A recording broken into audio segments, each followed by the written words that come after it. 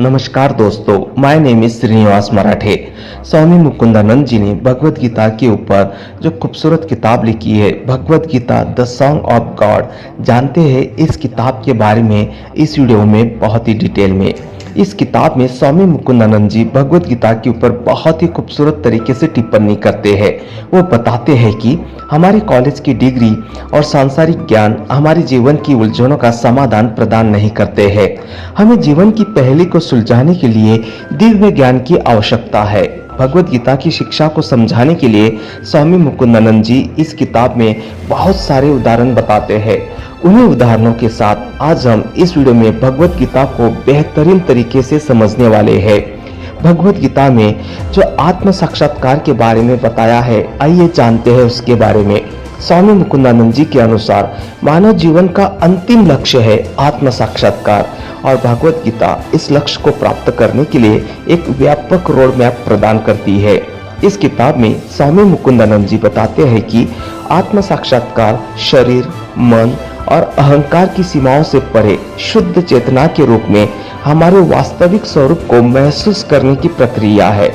यह एहसास हमारे और हमारे आसपास की दुनिया के बारे में हमारी समझ में गहरा परिवर्तन लाता है, जिससे स्थायी शांति और खुशी मिलती है।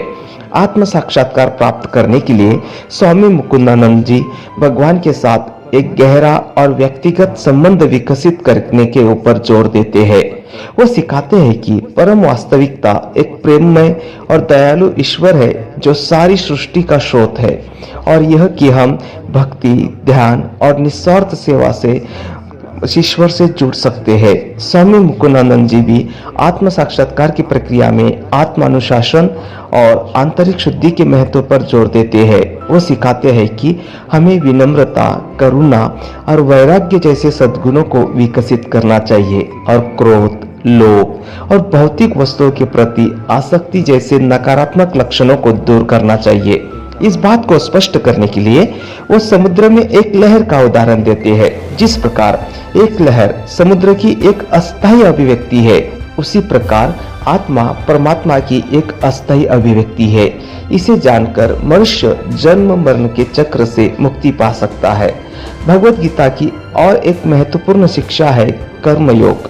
स्वामी मुकुंदानंद जी के अनुसार कर्मयोग निस्वार्थ कर्म का एक मार्ग है जो आध्यात्मिक विकास और परम मुक्ति की ओर ले जाता है।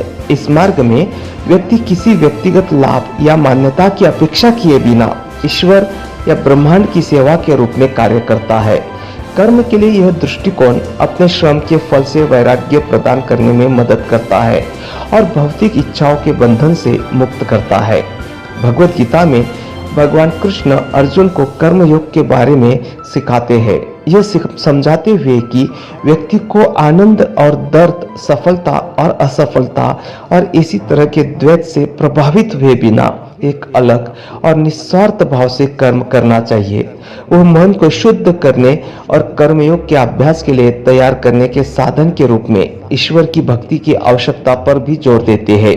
स्वामी मुकुंदानंद जी इस कंसेप्ट को स्पष्ट करने के लिए एक ऐसे किसान का उदाहरण देते हैं जो बीज बोता है और फसलों की देखभाल तो करता है, लेकिन अंततः मौसम या अन्य कारकों पर उसका कोई भी नियंत्रण नहीं होता है जो फसल का निर्धारण करते हैं। परिणामों की आसक्ति के बिना कर्म करने से हम निराशा से बच सकते हैं और मन की शांति का अनुभव कर सकते हैं। भगवत गीता भक्ति योग और ज्ञान योग सहित योग के विभिन्न मार्गों के बारे में भी सिखाती है। स्वामी मुकुंदानंद जी बताते हैं कि भक्ति योग में भक्ति और प्रेम के माध्यम से भगवान के साथ एक व्यक्तिगत संबंध विकसित करना शामिल है, जबकि ज्ञान योग में ज्ञान की खेती और स्वयं के वास्तविक स्वरूप का बोध शामिल है। भक्ति योग की अवधारणा को स्पष्ट करने के लिए वो अपने बच्चे के लिए माँ के प्यार का उदाहरण देते हैं जो बिना शर्त और निस्वार्थ है। इसी तरह भगवान के प्रति भक्त को भी अपना जो प्रेम है वो बिना शर्त रखना चाहिए और निस्वार्थ रखना चाहिए। कुल मिलाकर भगवत गीता पर स्वामी मुकुंदानंद जी की टिप्पणी इसकी शिक्षाओं को स्पष्ट करने के लिए कई उदाहरण प्रदान करती है और इन शिक्षाओं को दैनिक जीवन में लागू करने के लिए व्यवहारिक मार्गदर्शन प्रदान करती है। विनम्रता, करुणा और निस्वार्थ जैसे सकारात्मक गुणों को विकसित करके और ध्यान, जप और पवित्र ग्रंथों को पढ़ने जैसे दैनिक आध्यात्मिक अभ्यासों में संलग्न होकर हम स्वयं की और परमात्मा के साथ अपने संबंधों की गहरी समझ विकसित कर सकते हैं। दोस्तों, ये समरी आपको कैसे लगी मुझे कमेंट्स करके जरूर बताना। मिलते हैं फिर से अगले वीडियो में एक बहुत पावरफुल किताब की समरी के साथ। तब तक के लिए thank you, bye bye, take care, शुक्रिया।